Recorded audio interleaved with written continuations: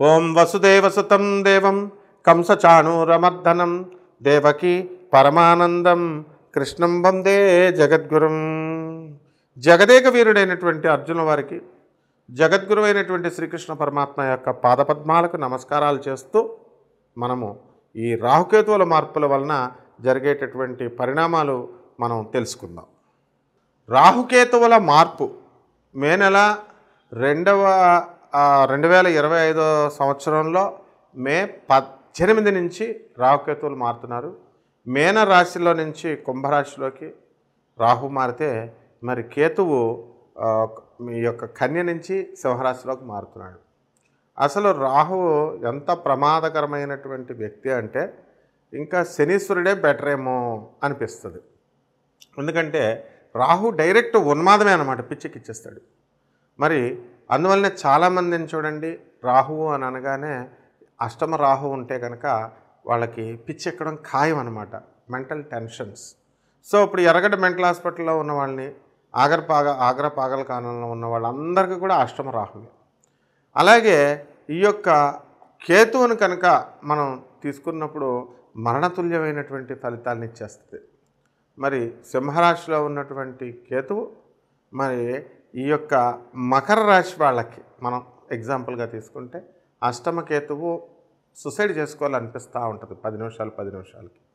అయితే ఈ యొక్క శని ఏం చేస్తాడంటే ఈ రాహువుని కంట్రోల్లో పెట్టాడు.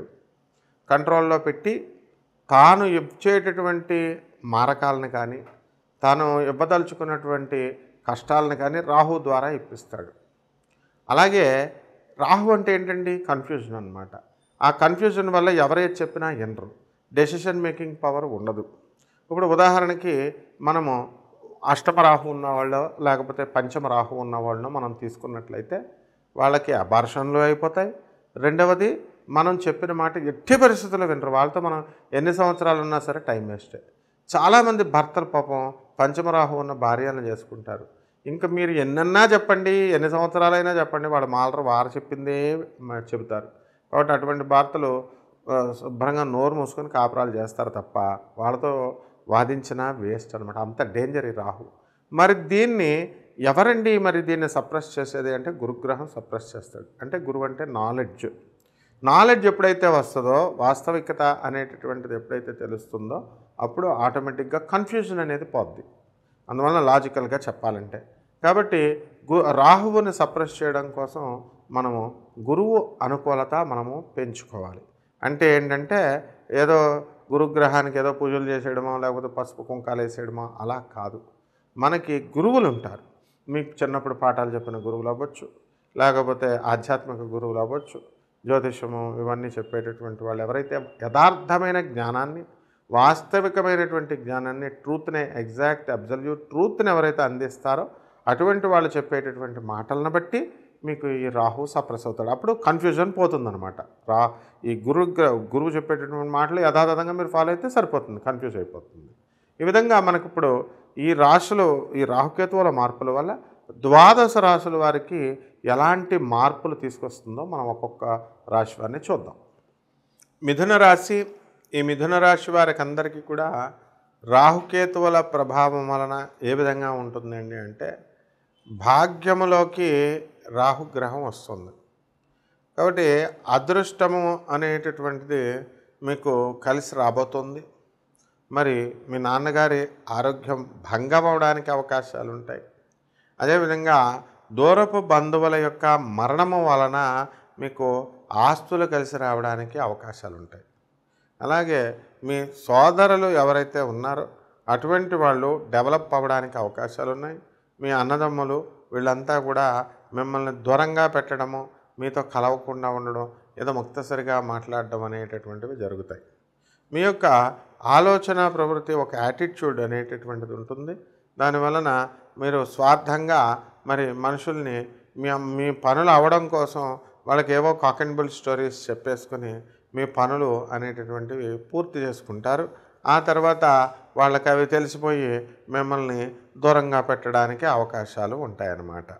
అదేవిధంగా ఈ యొక్క మిథున రాశి వారికి రాజ్య స్థితిగతుడైనటువంటి ఈ యొక్క శనిగ్రహ ప్రభావం వలన వృత్తిలో అనేకమైనటువంటి టెన్షన్స్ రావడము, కాస్త మనకి ఈ వృత్తికి సంబంధించినటువంటి వాటిల్లో దూరపు ప్రయాణాలు చేయడము, ఇలాంటివన్నీ కూడా జరుగుతాయి. అయితే ఈ యొక్క మిథున రాశి వారంతా కూడా విదేశాలకు వెళ్ళాలి అని అనుకుంటున్నారు. మరి అటువంటి వాళ్ళు అంతా కూడా విదేశాలకు వెళ్ళడానికి అవకాశాలు చాలా ఎక్కువగా కనబడుతున్నాయి. ఇక విద్యార్థులను కూడా మనం తీసుకున్నట్లయితే మరి మిథున రాశి విద్యార్థులకు వీసాలు రావడము, ఇలాంటివన్నీ కూడా మీకు బ్రహ్మాండంగా జరుగుతాయి. అదేవిధంగా ఈ యొక్క స్థలాలు, బంగారము అనేటటువంటివి మీ యొక్క మిథున రాశి వారు కొనడం జరుగుతుంది. అలాగే ఈ మిథున రాశి వారంతా కూడా మనకి వెండి, ఆ తర్వాత ఇత్తడి, ఇనుము ఇలాంటి వ్యాపారాలన్నీ కూడా మీకు సక్సెస్ఫుల్గా అవడానికి అవకాశాలు ఉంటాయి. అయితే పొరుగురుల్లో నుంచి మీరు వచ్చినటువంటి వాళ్ళ వల్ల మీకు లాస్ అవ్వడము అనేటటువంటిది జరుగుతుంది. కాబట్టి చేంజ్ అనేటటువంటిది రావాలి అని కోరుకునేటటువంటి మీరు మరి ఈ యొక్క సంవత్సరంన్నర కాలంలో చాలా చేంజ్ అనేటటువంటిది వస్తుంది. అధికమైనటువంటి మార్పులు మీ జీవితంలో జరుగుతూ ఉంటాయన్నమాట. అలాగే విద్యార్థులను మనం తీసుకున్నప్పుడు జన్మంలో ఉన్నటువంటి గురుగ్రహ ప్రభావం వలన విద్యార్థులు చాలా జాగ్రత్తగా వాళ్ళు చదవాలి. జన్మరాశిలో ఉన్నటువంటి గురుడు వల్ల విద్యలో కాస్త వెనకబడ్డానికి అవకాశాలు ఉంటాయన్నమాట. కాబట్టి ఈ యొక్క revenue department, police department, sales tax, GST, commercial tax ఇలాంటి ఇన్కమ్ ట్యాక్స్ ఉద్యోగాలు చేస్తున్నటువంటి వాళ్ళందరూ కూడా చాలా మంచిగా సంపాదించడం అనేటటువంటిది జరుగుతుంది. కాబట్టి ఈ యొక్క మిథున రాశి వారు ఎవరైతే మరి స్థలాలు కొన్నారో అటువంటి వాళ్ళంతా కూడా ఇల్లులు కట్టడానికి అవకాశాలు ఉంటాయి. కాబట్టి ఇప్పుడున్నటువంటి ఇల్లుని మీరు అమ్మేయడానికి అవకాశాలు ఎక్కువగా కనబడుతున్నాయి. కాబట్టి ఈ రాశి వారంతా కూడా మరి దూరపు ప్రయాణాలు ఎక్కువగా చేయడం అనేటటువంటిది సంవత్సరాల్లో చేస్తారు. ఈ రాహు, కేతు గ్రహాలను మనము శాంతి చేసుకోవడం కోసం కొన్ని పరిహారాలు మనం చేసుకోవాల్సినటువంటి అవసరం ఉందండి. అదేమిటంటే మనకి ఈ యొక్క రాహు జపం చేసుకోవాలా, రాహు స్తోత్రాలు చదువుకోవాలా.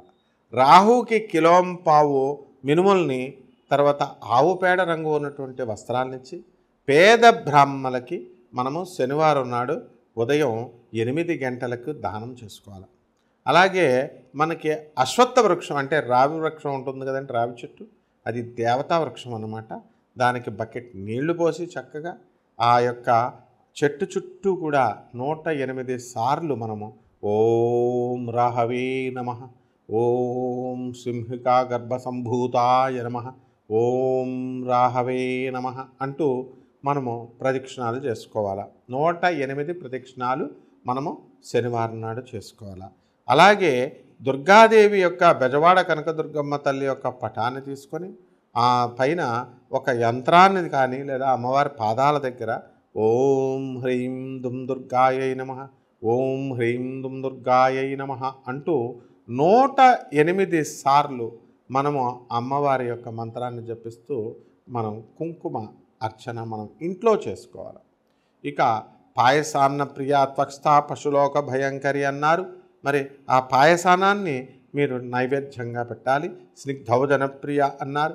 అందువలన దానిపైన చక్కగా ఇంత ఆవు నెయ్యిని నైవేద్యంగా పెట్టాలి. ఇకపోతే కేతువు కోసం కేతు ఈ యొక్క జపం చేసుకోవాలా, స్తోత్రాలు చదువుకోవాలా. కేతువుకి కిలోంపావు ఉలవల్ని, ఆ తర్వాత అన్ని రంగుల వస్త్రాన్ని ఇచ్చి పేద బ్రాహ్మణులకి మనము ఏం చేయాలండి, సోమవారం నాడు ఉదయం 7 గంటలకి మనము చక్కగా ఈ యొక్క దానం చేసుకోవాలి పేద బ్రాహ్మడికి. అంతేకాకుండా ఉలవ చారును కాసి మరి పెరుగుతో మొత్తం అక్కడ ఉన్నటువంటి పేదవాళ్ళు, అనాథలు, వృద్ధులు, సాధువులు ఎవరైతే ఉన్నారో వాళ్ళకి అన్నదానం చేయడం ద్వారా మీకు ఈ కేతుదోషం పోతుంది. అంతేకాకుండా మనము గరిక గడ్డిని తీసుకొని గరిక గడ్డితో ఓం గణేశాయ నమః అనేటటువంటి మహామంత్రంతో మనము గణపతి ఆరాధన చేయాలి. ఆ విధంగా చేసిన తర్వాత చక్కగా గణపతి మహారాజుకి లడ్డూల్ని కానీ మరి కుడుముల్ని కానీ నైవేద్యంగా పెట్టి మనం సోమవారం నాడు కనుక చేసినట్లయితే ఈ కేతుదోషం కూడా పోతుంది. ఇకపోతే జంట నాగులు ఉన్నటువంటి చోట ఎక్కడైనా సరే, ఏ గుడిలో అయినా సరే మీరు చక్కగా వాటి మీద పాలు పోసుకొని పంచామృతాలతో మీరు ఓం రాహవే నమః, ఓం కేతవే నమః అంటూ చేసుకోవాలి. అలాగే నీళ్లతో అభిషేకం చేసుకోవచ్చు మీకు మీరుగా. అలాగే ఆ పడగ, ఈ యొక్క జంట నాగుల పడగ ఉంటే ఆ పడగని మీరు ఇంట్లో పెట్టుకొని చక్కగా ప్రతిరోజు కూడా, ముఖ్యంగా సోమవారము శనివారం నాడు ఈ ఈ విధంగా అభిషేకం చేసుకోవాలి. అలాగే మనము ఒక రాగి చెంబులో చక్కగా పసుపు, కుంకుమ, అక్షతలు, పైన ఒక పుష్పాన్ని, గులాబీ పుష్పాన్ని కానీ లేదా చామంతి పుష్పాన్ని కానీ, ఆ సీజన్లో దొరికేటటువంటి దాన్ని మనం తీసుకొని ఆగ్నేయ మూలంలో మనం పెట్టాలి. ఆగ్నేయ మూలంలో పెట్టిన తర్వాత చక్కగా ఈ యొక్క రాహుకేతువుల్ని స్మరించుకున్నట్లయితే సకల దోషాలు పోయి మీకు ఈ సంవత్సరంన్నర పాటు కూడా మీరు సుఖశాంతులతో ఉంటారు. ఇల్లు లేనటువంటి వాళ్ళు ఇల్లు కొంటారు, పెళ్ళాలు లేనటువంటి వాళ్ళకి పెళ్ళాలు వస్తారు, మొగుళ్ళు లేనటువంటి వాళ్ళకి మొగుళ్ళు వస్తారు, పిల్లలు లేనటువంటి వాళ్ళకి కవల పిల్లలు పుడతారు. ఇందులో శాస్త్రం చెప్పేది. మీరు పిల్లలంటే ఏదో ఒక పిల్లడు పుడతాడు అనుకుంటారు కదా, రాహుకేతువులు ఉంటేనే కవల పిల్లలు పుడతారు. ట్రిప్లెట్స్ అని పుడతారు, అంటే జంట. అలాంటి 3 రెళ్ళు 6 పిల్లలు పుట్టిన వాళ్ళు ఉన్నారు. ఫారెన్లో మీరు న్యూస్ చూసుంటారు. 8 మంది పిల్లలు కూడా పుట్టినట్టుంటారు, డూప్లెట్స్. ఇలా ఉంటారనమాట. కాబట్టి పుష్కలమైనటువంటి మీ యొక్క సమస్త సమస్యల్ని ఈ రాహుకేతువులు పరిష్కారం చేస్తే ఈ చిన్న చిన్న పరిష్కారం ద్వారా శుభమస్తు.